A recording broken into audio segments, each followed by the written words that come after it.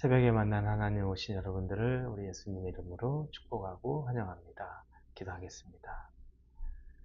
하나님의 신실하심은 우리에게 이 말씀을 주시기 위해서 우리의 잠을 깨우시고 새 하루를 시작하게 하신 것으로도 우리가 충분히 경험할 수 있습니다. 말씀은 곧 하나님이십니다.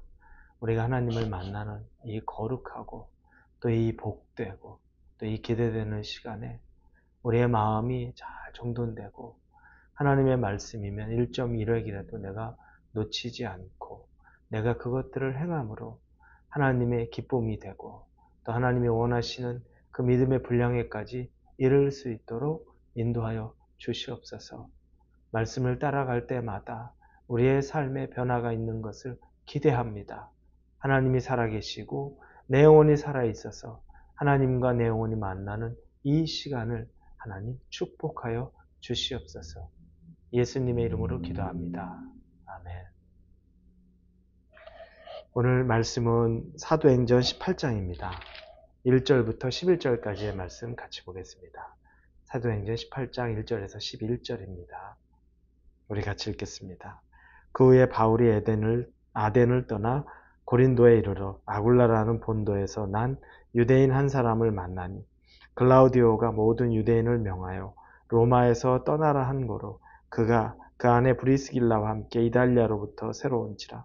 바울이 그들과 함께 가매 생업이 같음으로 함께 살며 이르라니 그 생업은 천막을 만드는 것이더라. 안식일마다 바울이 회당에서 강론하고 유대인과 헬라인을 권면하니라. 실라와 디모데가 마게도냐로부터 내려오매 바울이 하나님의 말씀에 붙잡혀 유대인들에게 예수는 그리스도라 밝히 증언하니 그들이 대적하여 비방하거늘 바울이 옷을 털면서 이르되 너희 피가 너희 머리로 돌아갈 것이요 나는 깨끗하리니 이후에는 이방인에게로 가리라 하고 거기서 옮겨 하나님을 경외하는 디도 유스도라는 사람의 집에 들어가니 그 집은 회당 옆이라. 또 회당장 그리스보가 온 집안과 더불어 주를 믿으며 수많은 고린도 사람도 듣고 믿어 세례를 받더라. 밤에 주께서 환상 가운데 바울에게 말씀하시되 두려워하지 말며 침묵하지 말고 말하라. 내가 너와 함께 있음에 어떤 사람도 너를 대적하여 해롭게 할 자가 없음이니 이는 이 성 중에 내 백성이 많음이라 하시더라. 1년 6개월을 머물며 그들 가운데서 하나님의 말씀을 가르치니라. 아멘. 누구나 나를 반겨주는 곳에 가면 편합니다. 왜냐하면 나를 기다리고 반겨주고 좋아하고 초대해줬으니까 그렇죠. 반면에 내가 초대받지 않은 곳, 나를 반겨주지 않는 곳에 가면 꽤 마음이 불편합니다. 예전에 친구들 같이 있을 때 친구들이 어디 식사 자리에 가는데 저는 초대받지 못했는데 저를 데리고서 이렇게 가겠다고 하는데 안 가고 싶은데 또 따라갈 수밖에 없어서 따라가게 됩니다. 누가 저한테 뭐라 그러는 것도 아닌데 여간 그 자리에서 그냥 같이 밥 먹는 게 불편하고 싫더라고요. 왜냐하면 기본적으로 내가 누군가 나를 초대해서 반겨줘서 오는 자리가 아니라 그냥 처음에 가면 멀뚱멀뚱하기도 하고 인사하고 그런 분위기가 쉽지 않았던 겁니다. 성격 탓도 있겠죠.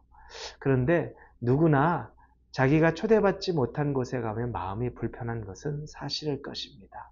바울이 복음을 전하기 위해 이리저리 도시도시를 다닙니다. 그렇게 생각해 보면 바울은 그런 곳이 굉장히 좋은가 보다. 자기 적성에 딱 맞나 보다. 낯선 곳을 다니면서 그곳 사람들을 만나고 그곳에서 복음 전하고 사는 것이 굉장히 편한 사람인가 보다라고 생각할 수 있습니다. 지금 바울은 고린도라는 곳에 도착해 있습니다. 고린도. 그런데 과연 바울이 고린도에 있으면서도 마음이 편했을까요? 고린도전서 2장 3절에 보면 이렇게 쓰여 있습니다. 내가 너희 가운데 거할 때 약하고 두려워하고 심히 떨었노라. 이 말은 뭐냐면 자기도 그것이 익숙치 않고 내가 너희 앞에 서는 것도 두려움이 있고 그렇게 막 담대한 것도 아니고 여러 가지 약한 면이 보이는 겁니다. 우리가 생각할 때 바울은 그런 사람 같지 않은데 바울의 내면은 그게 있는 겁니다. 여러분, 복음을 전한다는 게 누구나 다 쉬워 보이지만 쉬운 것만은 아니에요.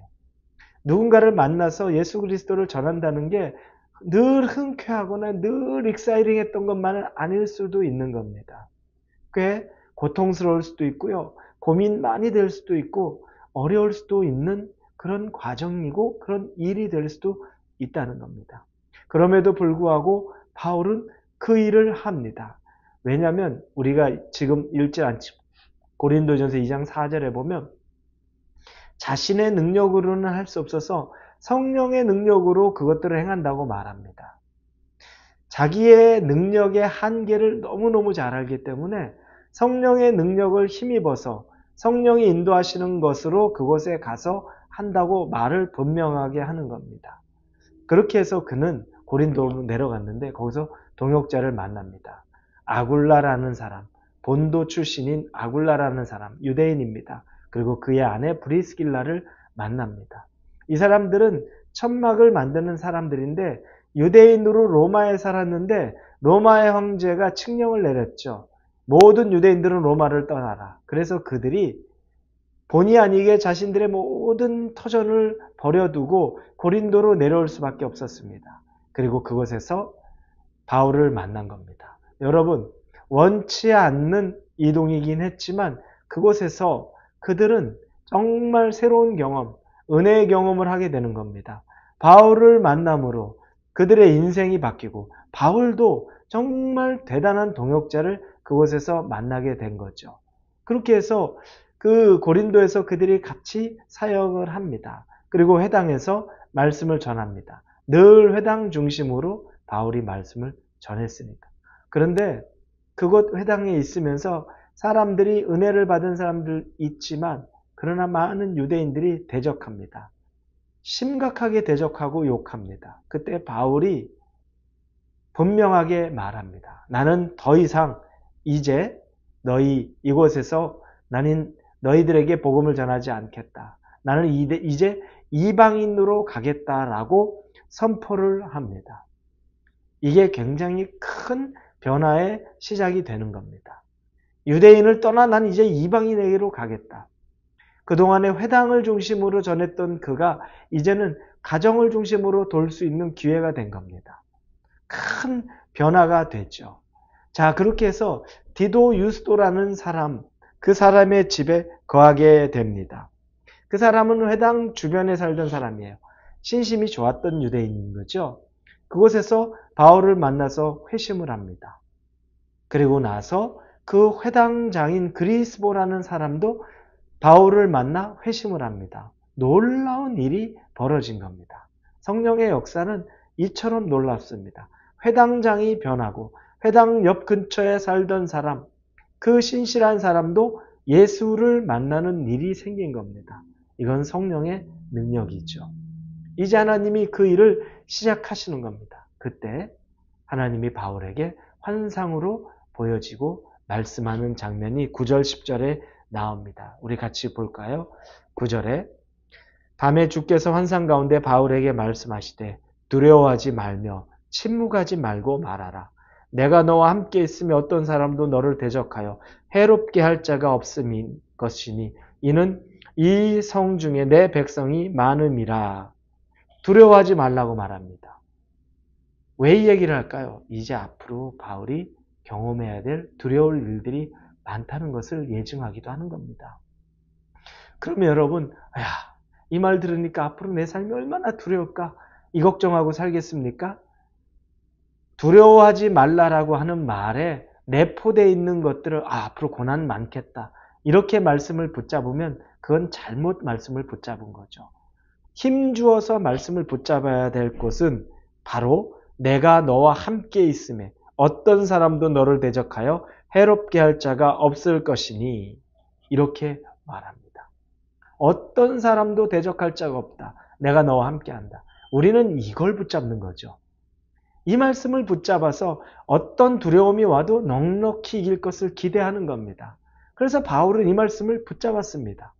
그리고 그는 1년 6개월을 그 고린도에 더 머물면서 복음을 전하는 일을 합니다. 그들 정말 내가 너희들한테 복음 전하나 봐 라고 하면서 그냥 옷에 묻은 그 먼지를 다 털어버리고 떠날 것 같이 했는데 하나님의 말씀 붙잡고 그곳에서 더 복음 전하는 일을 하는 겁니다. 사랑하는 우리 성도 여러분, 우리의 삶이 녹록하지 않습니다. 앞으로도 마찬가지입니다. 탄탄대로라고 말하기에는 고난도 많이 있을 수 있습니다. 그럼에도 불구하고 고난보다 더 강한 분이 하나님이심을 믿으십시오. 성령이 여러분과 함께하며 여러분을 막을 수 없습니다. 그 성령을 의지하고 승리할 수 있기를 예수님 이름으로 축원합니다. 기도합니다. 하나님, 우리가 앞으로 살아갈 고난에 대한 두려움보다 하나님의 능력에 대한 기대감으로 살아가게 하여 주옵소서. 예수님의 이름으로 기도합니다. 아멘.